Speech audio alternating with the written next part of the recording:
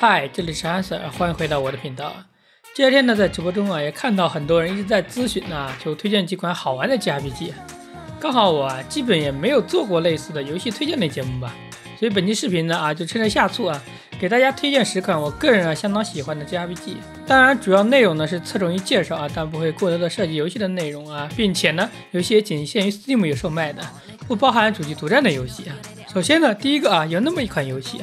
自出道以来呢，就刷新了 JRPG 在玩家心目中的面貌。天下第一俨然已经成为了描述它的符号，甚至著名的 G 黑呢阿坚也将十分送入其怀抱。日后审视同出的游戏都要将之视为评测依靠。在不断的出现爆火之后你再去问 A 社什么是女神转生，6又怎么写实，他都会向你微笑自信答道儒道。他就是拯救阿特拉斯与水火，喧宾夺主成为女神转生正传的 Persona 5。虽然已经被反复压榨甚至卖了3次，但是请相信我没人可以拒绝得了试错价的诱惑。现在呢，它在国区也是6折促销仅收197块阿根廷是138不过目前呢 XGP 限时免费。而第二款呢，就是基于 P5 无印原版结局的后日谈的延伸作女神异闻录 5S。它呢是不同于正传的传统回合制，而是改变成了偏动作向的类无双机制，但是架不住它好玩同样是和光荣合作的，但是方向呢却明显区别于塞尔达无双、火焰章无双等P5S 呢更像是一款 ARPG。不过要是背无双也在无双的话也不是不行目前呢国区3折售卖仅收137块，阿区呢仅需74。接着登场的就是咱们熟悉的老朋友史克威尔了。虽然说 SE 最近几年呢产能如井喷，质量无保证但是其主要的 IP 还是一如既往的稳健，特别是旗下的前野组自2018年以来，以独特的 HD+2D 的风格制作了多款深受玩家喜爱的游戏，尤其是像我这种对于像素风的球人呢，基本没有抵抗力而其开山之作《歧路里人》呢，最近在打折之中力度还不小。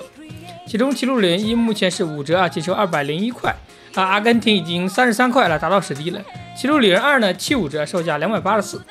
其中《歧路里人2》你还可以通过先购买同捆包中的另一款游戏多元生活，然后蹭同捆包的47折购买《歧路里人2》，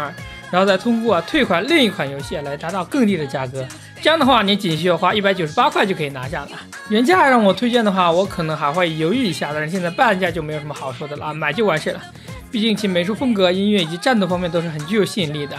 也就是暗雷吧，也许不受部分玩家的待见。如若你接受不了暗雷的话，那么不妨看看今年4月刚登陆 Steam 的《时空勇士》这款游戏，我之前就做过前瞻以及攻略了可以算得上是8方的老祖宗了其战斗方式以及各种反传统反套路的风格，就是放到今天也无出其右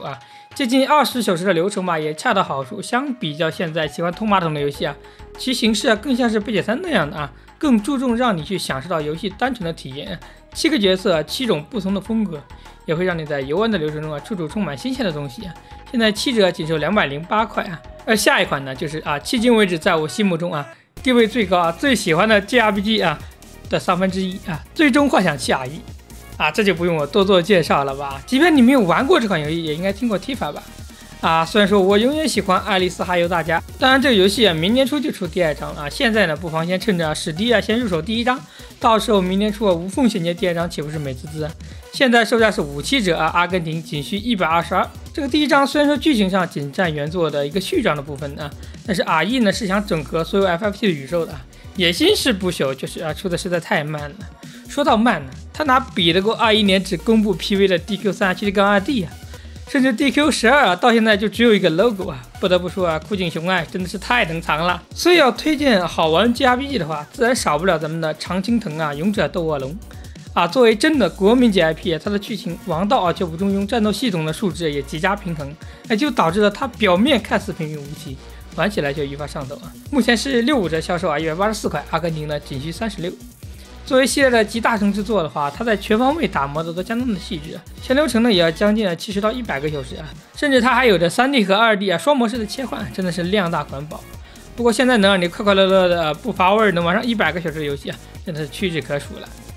以上就是 HD+2D 及 3D 方面推荐的一些经典大作吧，其中不少相信大家都已经耳熟能详了。下面还有一些独立的甚至古老的游戏推荐。第8款呢，就是我最近在玩的《宿命残响》这个是去年发售的，但是由于当时没有中文，现在已经有庆宇接过它的汉化了，前几天才出。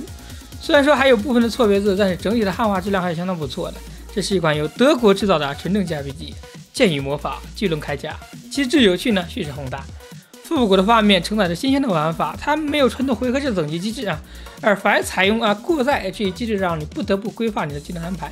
虽然说剧本上略有遗憾，但是你在这个游戏中仍然可以一窥作者本来的野心。但毕竟它是由个人制作的，所以说受到局限。但是对于这种群像剧的角色刻画它只能说做得非常好了。同样的呢，还有另外一款个人制作的独立游戏《神之天平》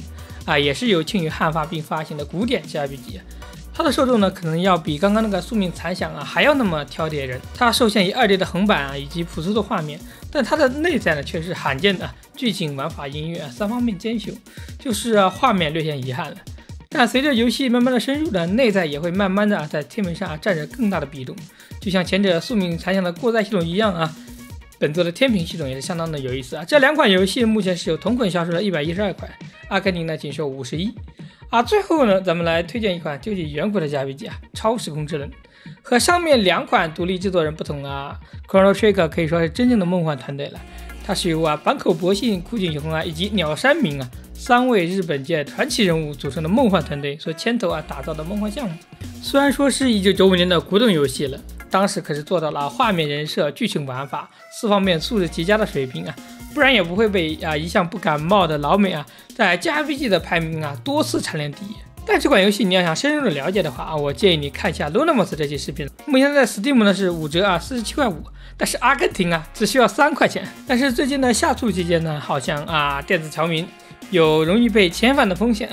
阿区价最低侨民需谨慎。虽然说至今还没有看到它有 HD-2D 复刻的消息因为今年也出了一个新的复刻嘛就是那个星之海洋后面还有压着一个 DQ3。那么我估计这个游戏它迟早会来的但我绝对相信它会有 remake 的一天。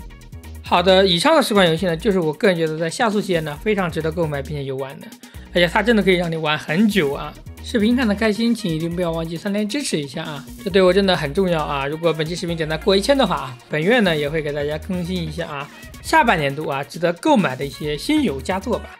那本期视频就到此结束了，拜拜。